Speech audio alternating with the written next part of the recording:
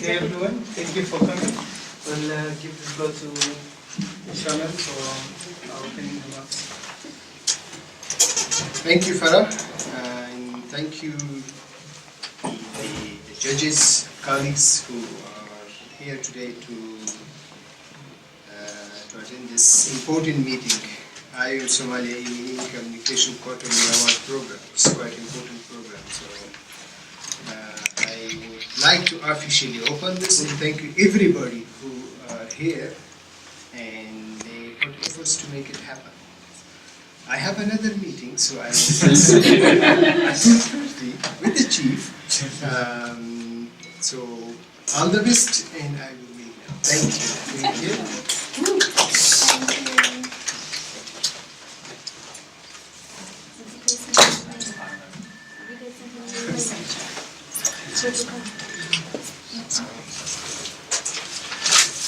Okay, thank you, everyone. I think I would like to start with introductions from, first of all, our judges. We're expecting a few more, but as soon as they come, we'll ask them to introduce themselves as well. So, good afternoon. My name is Mark Lewis. I'm the grants manager for the Somalia Stabilization Initiative. And I have no photographic background or artistic background, so I'm looking at these from the audience point of view and which one would make an impression on me as a donor or as a program manager. Hello, my name is Shivani. I'm a communications consultant. Have been working with a variety of different private sector companies as well as international organizations on communications. I am more from the field than my fellow judge here. I work with photos and visuals and text and all of that all the time. I'm looking forward to reviewing the material now. thank you. And then, It's this one. Good afternoon. I'm not a judge, but I'm part of the Monitoring, Evaluation and Communications Working Group that actually played a leading role in organizing these awards. I'm Untitled Chapter from the program development unit. okay, thank you. I think this time we have adopted a different change. We won't be going through the case studies one by one or the photographs. We've asked our judges to give general remarks on what they thought about the case studies, where they need to improve, what they need to consider more on, and so on and so forth.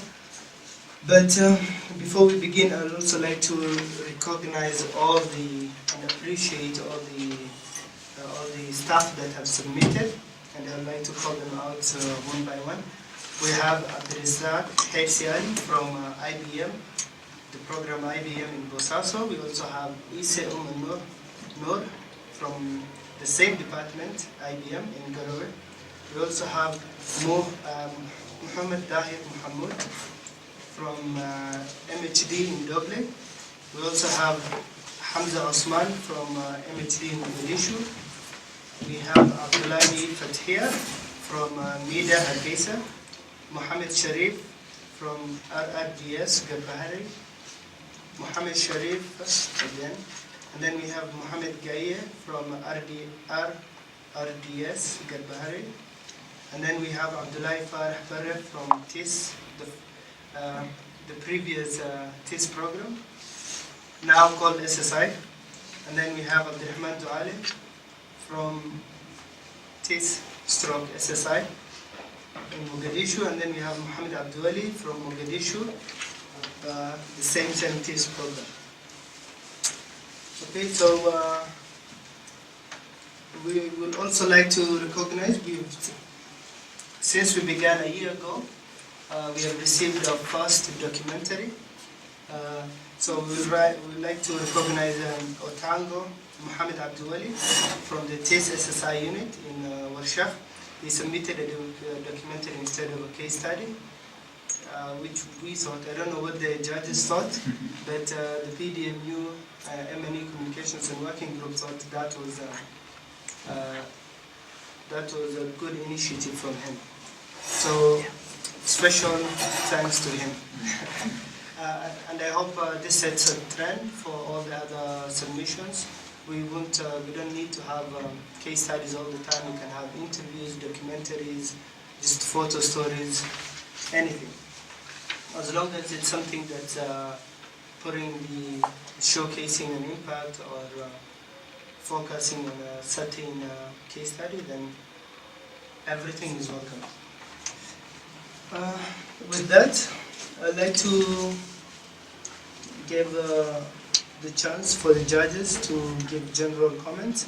We'll have the case studies here, but as I said before, we won't have to go through them one by one. I hope we requested the judges to just summarize some of the points. And you'll have 5 minutes each. We need 5 minutes. Yeah, and we'd like to make it as interactive as possible. If you have questions, if you want more clarifications, you're always welcome to raise your hand, and we'll be with you. Thank you. Good to see you. Okay, thank you very much, Farah. The photography entrance festival. I was really impressed with the overall choices of picture in this category. I think we actually saw an improvement, in my humble opinion, from the previous quarter. The actual quality of the photographs I thought was higher. The framing and the staging I thought was pretty good. I think these were stronger this quarter than last quarter, sorry. What I was looking at more, because the framing was better, was the story behind it. And there was a few stories that really caught the imagination, and there are a few stories that were less exciting. So I tried to give my marks that are half to do with composition and half to do with the story that they told. And I saw some really good stories. I'd like to essentially mention the really lovely event with the blind school in Mogadishu. That was really interesting to see. I always enjoy stories with females in sports. I think that's a really positive, emblematic examples. But also there were some really good stories from elsewhere in the IBM, MHD and MEDA in particular programs. Got to be a few words to be careful of. The story that we want to tell, is it the story, once again, that we want to tell everyone? I think we decided last time who the audience going to be, and I don't know if that was really communicated. Some of these stories are particularly good for some audiences and some for others. Stories with children are particularly interesting, but we need to be very sensitive. Stories with trainings are incredibly important and actually build the fabric of what IOM does across Somalia, but don't capture the attention as well as some other stories too. So we need to be a bit more aware of our audience and maybe say in our entrance information, who do we think the audience would be for this type of photograph. So those are my overall comments for the photography submissions. Shall I go into case studies? Yes. Okay. For the case studies, similar again. Instead of, I try and mark half to do with the content. Is the story telling me something interesting and new? And the other half is about structure. A lot of the people that we send these stories to have very limited amount of time, so they want to see a format they understand quickly. They want to have a problem identified, and then the result, and then some kind of case study or a personal story from it. So in this one, in this set of case studies, there were some very good stories, and there was some very good structures. So you can't have one without the other. You can lose a good story if you structure it poorly, and even if you have good structure, if it's not a good story, you're not going to get the reader's attention. So I want to say that the structure across most of these was very good, and we saw a very clear structure, in particular from the case study from Tis in Mogadishu from Abdullahi. Very good structure. I think that could be an example for others in the future. Elsewhere, there were some even greater stories that I particularly enjoyed, particularly the Vida story with the kidney dialysis situation. I thought that was excellently told and really was a lovely story that symbolised what IOM can do when it takes one specific project and really makes it its own. So I was very impressed with that. And there was others as well, but as I'm summarising, those were the two that jumped out. Questions now or later? Yeah, questions? You're saying, if I take you back to the photography, you say that sensitivity is the key, and we should also capture the attention and the audience, our audience. So, what would you advise in such a case? Because you know we are all projectized problems, and we need to report on our problems. So, how would you approach a certain scenario like that? It's tough. If your main program is about training people in front of computers, then you're going to have pictures of people being trained in front of computers. So you have to work harder on the story behind that. They make sure that the room looks good, that the uniforms are being worn, that people look engaged whilst that picture is being taken. You have to work with the medium that you're in. I think that was in a couple of the pictures. It was quite clear there were border officials, for example, but in others it wasn't the uniform. I think you just have to work harder. It's a tougher thing to sell. It's trainings. They are very important and fundamental to most of our programs, but selling a training is tough. And then as this one's up on the board, I'd just like to say, you've also got to deal with the prejudices of your audience. For me, this is a fantastic photo in regards to showing that we have a woman, support going out there, going out to female beneficiaries, which is a massive area for us. But also at the same time, it's handing money to a beneficiary, and it's just money. I know the caption shows that this was part of a wider set of assistance, but for me, money is just an emergency, short-term, and it's not what IOM should be doing. It should be part of a wider package, which it is. But as a story, this is a man or an institution giving money to a woman. Just at $200. There you go. So my prejudices as a donor in this movie, I don't like cash grants. So I can't take that prejudice away when I see this picture. I don't like the power dynamic, but as a picture, it's nicely staged and works well. However, this is what you have to deal with, and everyone reacts differently to photographs. So that's why we have a set of judges, not individuals. So should we provide more, like a small background, just before the case study or before the photo? They did. There was a background to this, and it did explain it as part of a wider assistance. But however, if there was also, a set of groceries for a new shopping store or a sewing machine, if it was seen as part of an in-kind kit, then that would be, you can't change what the situation was. This was a cash distribution that followed the end of it. But I'm saying the visuals of it, giving, the money aspect of it is tougher to sell. Thank you.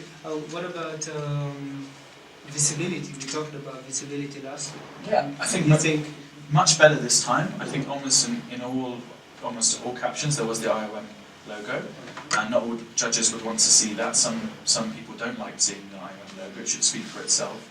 But I like seeing it. I like knowing who it is. There's always a guy. In this case, it's an IOM. You can't quite see it, but it's pretty obvious. Or you can see it on the computer screens in the other pictures, or whatever. It was much better on the branding of that, which I enjoy, and I think most donors need to see that recognition. If they're giving it 7 seconds, 10 seconds of their time, they need to pick it up quickly. But that's certainly not a general consensus. Okay, thank you. For those who just came after my introduction, we said it's a discussion basically, so if you have questions or you need further clarifications, just feel free to just ask. Okay? I'm just going to take this. All right. Well, overall, I would like to say that I've been here as well in the last panel, And I think the improvements from then to now are just really huge. And I really could feel like going through the case studies and going through the pictures, that feedback from last time has really been internalized. So you could see that, and that's amazing, because the pictures that we've gotten in this round are much more thought through. So you can see that somebody really took their time thinking about framing and thinking about what to capture and how.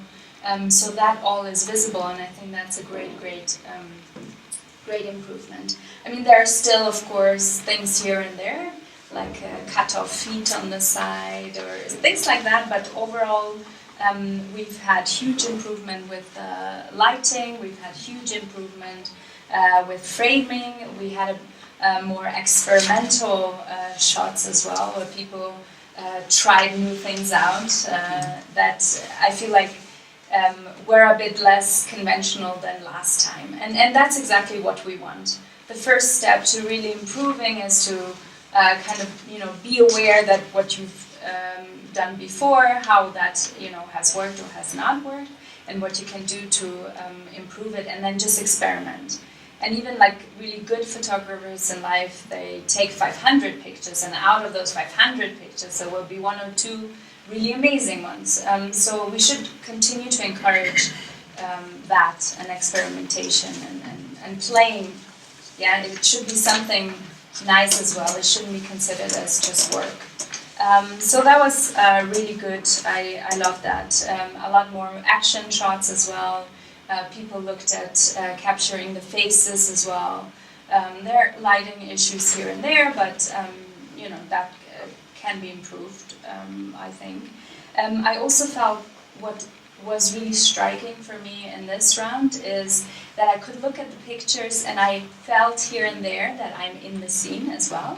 So emotions were really reflected well this time, much better than last time. So with a few of the shots, I really felt like I'm there, like the picture with the blind singer, for example. I really felt the emotions that this performer had, and I felt like I'm there and I'm listening to him.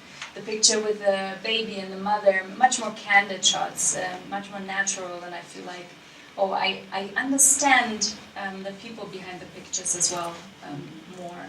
Having said that, there's also, of course, when you experiment, you also do some more staging as well, and there were a few examples maybe where that went a bit overboard, where you could see that it was a bit staged. I can second what Martin said before. I think money is a bit of a tricky symbol as a symbol itself. Whenever it means power, and it means taking advantage of something. So there are certain visual symbols that we have to kind of carefully play with. And I think, as long as the discussion is ongoing and we've seen improvements from last time to this time, I think we're really on a great path. So much for the pictures. Oh, one thing I forgot. I found amazing that we didn't just have pictures submitted by project staff. We had much more pictures coming from support staff. So it's really great that this motivation to create and to contribute visually to the representation of your projects has really been ongoing. So that's another great thing. The case studies, I find, again, here as well, the feedback has been taken into consideration. You can see a better structure that is, reflected in the case studies. I feel like you can work a little bit more on that, just make it a bit more structured. Just really have paragraphs. This paragraph is about X and this one is about Y, and not mix up different ideas within one paragraph. I think that's something we can improve. I loved that some of the case studies have started talking more about numbers and statistics and the overall picture. I think that's really important. especially if you are in a overall big project that has further sections to it.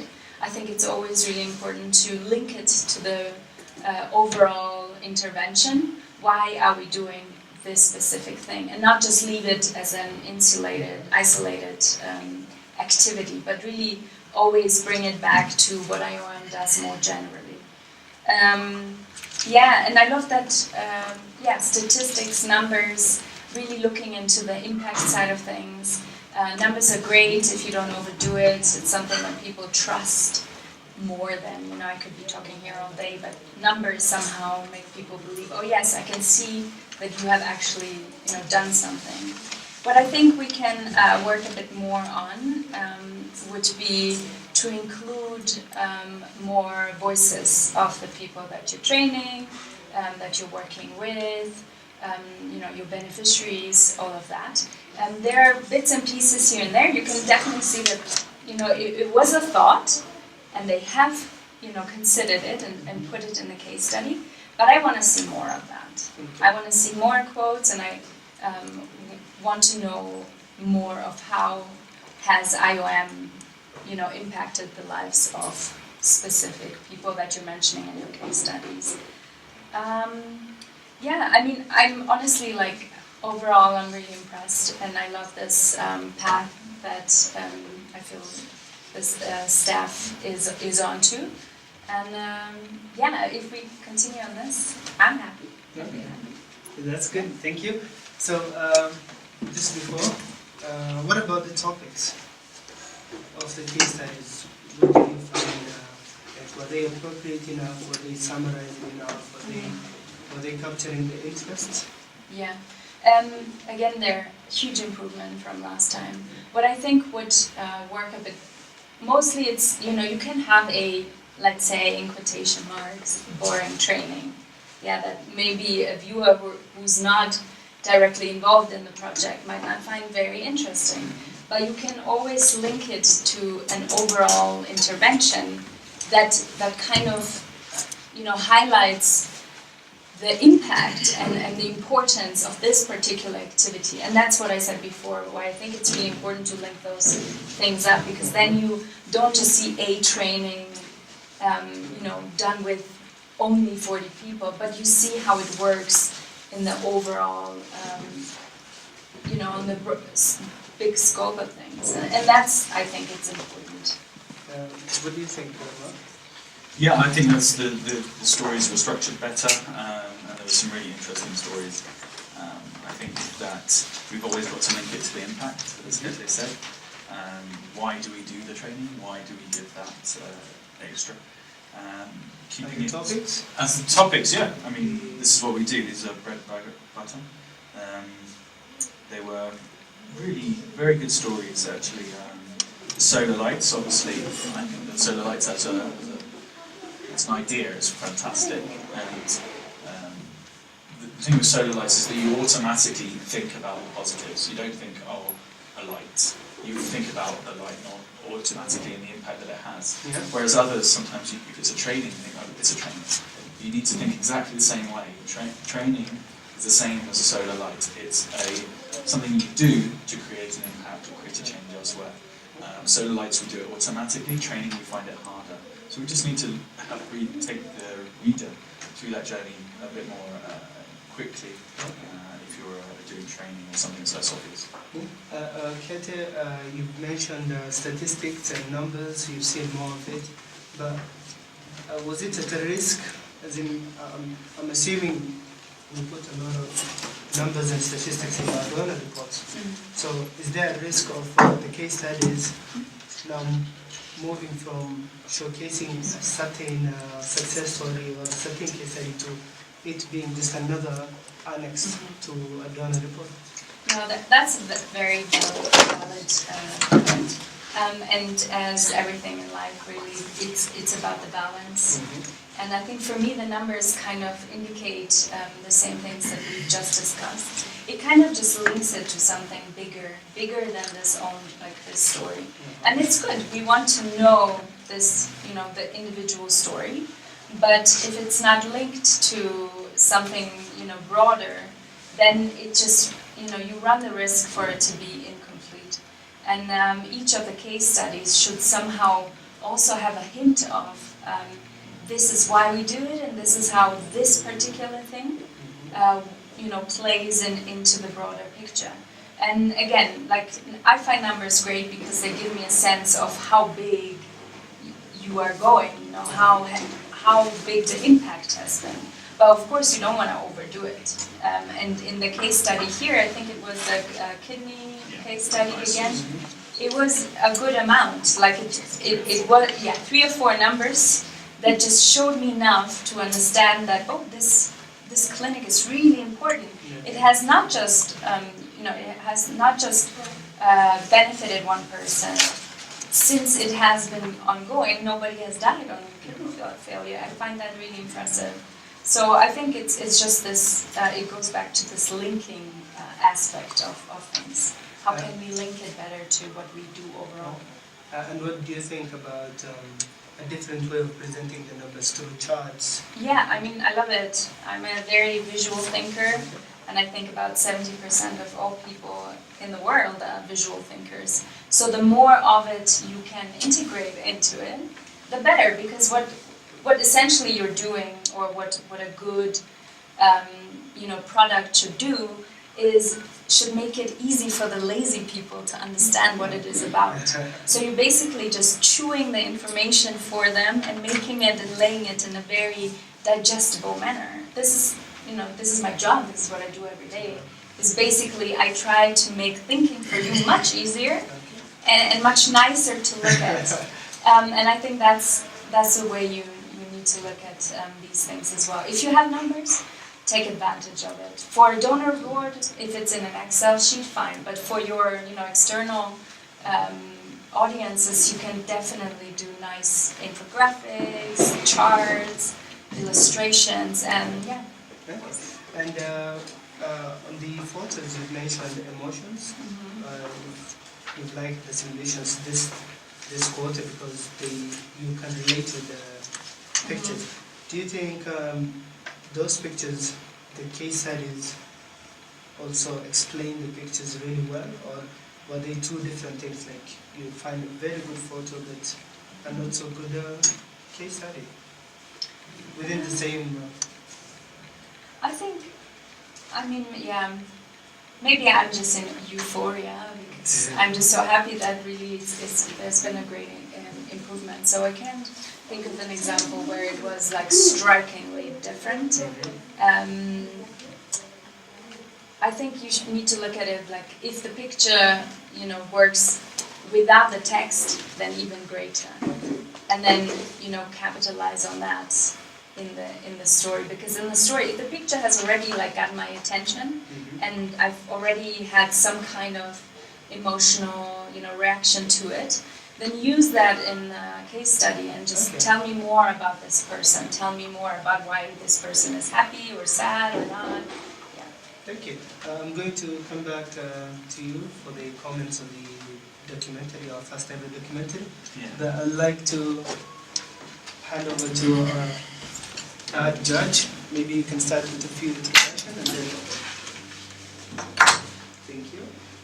First of all, I want to begin by laying my sincere apologies for being late. It was a mistake on the transport department.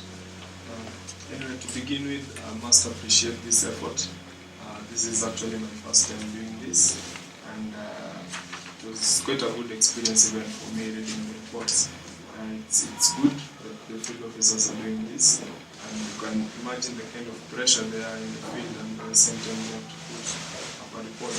So for me, the reports of the report is good, but the format, they need to work on the formatting, on how they structure. They need to stick to the template, stick to the structure of the reporting.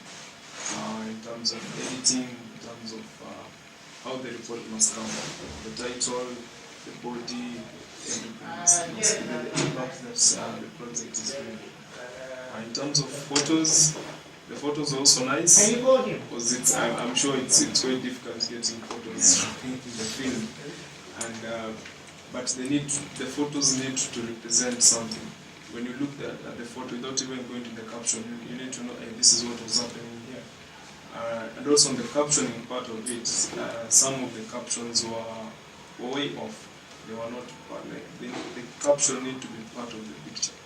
You need to see the picture is doing and the impact of that project. And how do you think that could have been brought out clearly in the pictures and the submissions? That could have come out clearly if the photographer first of all knew what is the purpose of the photo. Okay? Because you can't just take a photo. You need to know, why am I taking this photo? So the photographer first of all needs to know, why am I taking this photo? Am I just taking this photo because I've been given a camera, or am I taking this photo to relay a message? So the photographer, all the photographers must know that I'm taking these photos to relay a message. Okay. And the case studies? What were your thoughts on the case studies? The case studies were nice. Okay, they were good case studies. The only problem is on the formatting. Because once the story can be nice, I can tell you a very nice story, but once the formatting is wrong, it loses the entire meaning. Once the quote is wrong, the quote is placed on the wrong place, the sentence is incomplete, it loses the meaning completely. So they need to also take time. I know it's a lot of pressure being in the field, but they need also to take time and do some little bit of editing. Because this case study goes to another reporting officer. And this reporting officer sits on a desk. He was not in the field. He will edit it according to his own thoughts. In the process, a lot of meaning will be lost. So structure is key. Structure is key. What about the photos of the case study? Do you think they related to each other in any way? Somehow one photo related to, yeah, there was one that didn't completely relate to the case study, and others that were quite really somehow related to the case study. Okay, thank you. What about the documentary? What do you think? The documentary was good. First I must say that I love documentaries. I watch documentaries all the time. The only problem with this documentary, according to me, was see, once a project has been done, it was done to help the community. But when you look at the documentary, the interviewees they're all sad. I don't know why. They're like, yeah, this lighting has been brought to us. Yes. So it may be some the owner of the documentary, the interviewer could have focused more on maybe, even if you stage manager, you don't care, but brought in people smiling about, hey, we are so happy this thing has come to us, okay. But when people are just there, yeah, thank you for bringing this, okay, it looks dull, it looks flat. Okay. So it needed more emotions, yeah? Yes, exactly. Maybe that was a submission from the test. Maybe do you have something to add to that? What were you hoping in the documentary? Is there something you wanted to? I think just the impact of the streetlights. Nothing, I mean, what do I say? Now you're on the spot though. Yeah. You remember it was supposed to be a discussion, yeah? I missed that part. This is one of the first documentaries that was done by our multimedia officers. Obviously someone that's, has strong capacity, and we're all kind of learning as we go. So we it's not even really the final draft, to be honest, but we just submitted it. We're like, why not, let's throw things up. So we're still working on actually making, subtitles and certain things, but yeah, so any comments you guys have I'll definitely relay it back to him. Thank you. What were your thoughts on the documentary? I loved the concept of it. I found it really bold and nice to be like, well, I'm not gonna write, I'm just gonna do a movie. I love that. So it's really a winner by itself, just for the effort, and of course it takes so much time and so much effort, and finding the right people and talking to them, and editing alone can take forever. So it's a huge project, but I think it's exactly like, it just gives you you know, a much better insight into the project and who it helps. So that's a total win. Probably the only thing that I would have done differently is like there's a lot of repetition in between, and a lot of different protagonists. Like there are too many speakers, so I would just like focus on 3 or 4 main messages and see what who can talk to each of those messages and period, and the rest just gets you know, they can stay in but then talk about something different each of them. I think that. So what would you say the two main things people should really consider when doing a documentary? A video. Yeah. I think. Just to I think it's to even think before you do the interviews of what you want to, which are the 3 main messages you want to get out of this. And then you can focus better whilst you're shooting, because this gave me a little bit of the impression, and I'm not criticizing because I love the idea of it, but just as an area of improvement, is that you go in and just see what happens, see what you can get out of it. But really the shooting starts at your desk already. You have to think about what you want to convey with it, and that also helps you with, you know, limiting the amount of people you talk to, because again, that is time consuming. So once you know, this person has exactly brought to life one of my key messages, no need for me to look further. So it can also, better planning can also help your, you know, the work process, and this again is a thing that can take a lot of time. So you want to tighten the process as much as possible. Thank you. Purpose, planning, and focus. Yes. Thank you. You're a really good moderator. That's planning and focus. That's all I was going to say. No, I had small comments, much less expansive. It's also about audience. What are we going to be using this for? Is this going to be a YouTube thing? Is this going to be part of a reporting? Who's it going out to? Is it going to be a small, you know, what's it going to be used for? And that will help dictate the length and the messages that we can fit within it. Maybe not the message, but the length of it, which was somewhere in between at the moment what it was. Too many words at the beginning. I think that's because this isn't the final cut. Too many words too quickly. I couldn't read through the subtitles. I would love to have seen some before video, which I suppose would have been just black night. So maybe that wouldn't have been the greatest before video, but it would have helped contrast perhaps.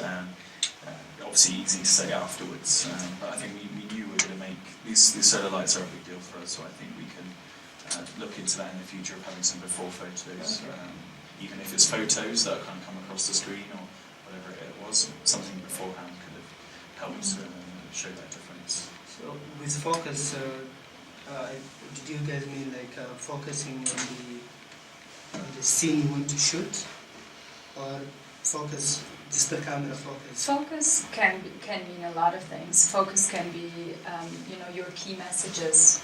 What are your key messages? That can be a focus. Who are you talking to is another focus. So really, it kind of just, you know, brings together a range of considerations you have to go through before actually shooting. Yeah. So I thought it meant focus in terms of the camera quality. No. That was fine. No, And I thought maybe yeah. that will add some authenticity to the video, because in Mogadishu you cannot always get, you know, put your tripod somewhere and just. True. Yeah, You'll always be, you know. I thought maybe 2 or 3 cardinal. So say it one. Just maybe finally to add on the documentary thing. First of all, I love the interviewing technique. The technique of not having an interview, just people talking. That was good. It keeps the flow, and maybe finally you can have somebody from maybe the donor or somebody to just say why we did this. That goes back to who your audience is. Because as a normal person, I don't care about hearing USAID talk. I care about the people. But if you're, you know, if you're doing it somehow as part of a bigger donor or something, then of course it would be a great opportunity for you to include them in your activities as well. So maybe as a general observation or rule in documentary, is it good to have like 5 minutes clips of different, just to have a feeling for different audience?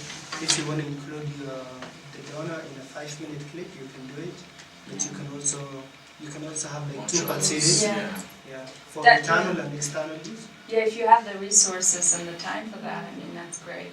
And even it doesn't mean that if you take an interview with USAID, it doesn't have to only be on the solar thing. Surely you work on other things together.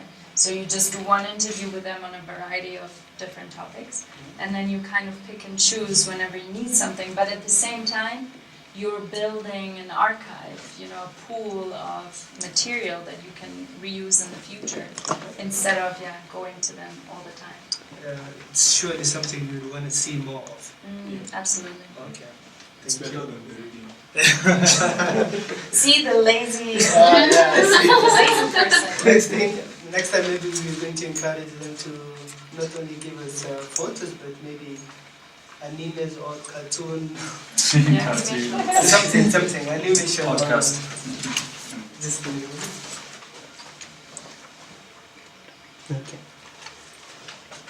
Okay, I think just to wrap up, I'd like to announce the winners.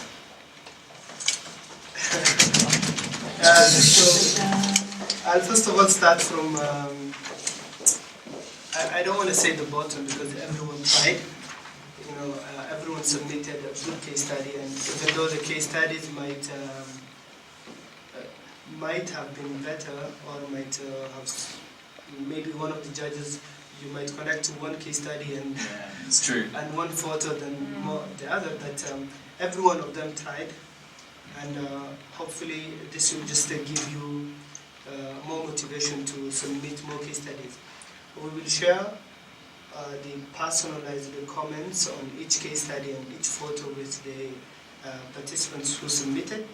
But sitting on number 6 with no submissions was the counter-trafficking department. And then on number 4, on an average mark of 4, number 4 on an average mark of... This is case studies? Yes. No, on photography. Number 4 was the IBM department. They had 2 submissions. So it's actually good that they submitted 2 submissions of photos, and the average mark was 4. Maybe we can give them a clap. And then we have at number 4 as well is MHD. They had 2 submissions with a high score of 5. Number 3 is NIDA with a submission, 1 submission, and an average score of 5.25. It's a good try from NIDA because they only submitted 1 photo, yeah? Okay. And then at number 2 we have M-Crops. They submitted 4 with an average highest score of 6.25. And number 1 is, this is a recurring theme. I think we need to sit down. All the other programs against this. Make sure you introduce your rights formally. Yeah, this is it is TIS. They had 3 submissions with an average high score of 7.875. That's the last time TIS, Yeah. So I'm sure this is the last time TIS will be taking part in this. Next will be SSI. So we hope maybe to see more good quality photos. You can keep up the good work. Submit more. As you've heard, the judges prefer more documentaries than narrative, so that will also be welcome. So let's give a big round of applause for this. On the case study, let's hope the theme changes. On number 4 we have IBM. They had 1 submission and the highest score was 5. And Number 3, we have MHD, 2 submissions and a highest score of 6. The theme is the same here as well, so we have number 2 is MIDA with 1 submission and a highest score of 6.25. And number 1 is TIS with 2 submissions and a highest score of 6.25. So let's hope SSI won't be as active as TIS was. Not the next few months. Or we'll have to put more marking.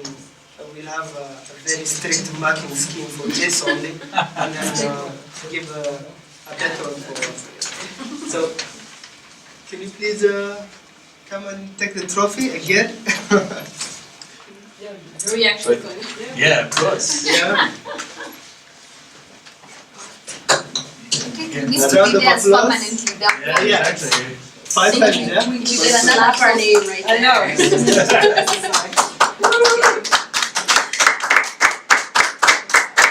Thank you. And this is, some of our staff have not stayed with us. Yeah. We've gone into TIS to SSI.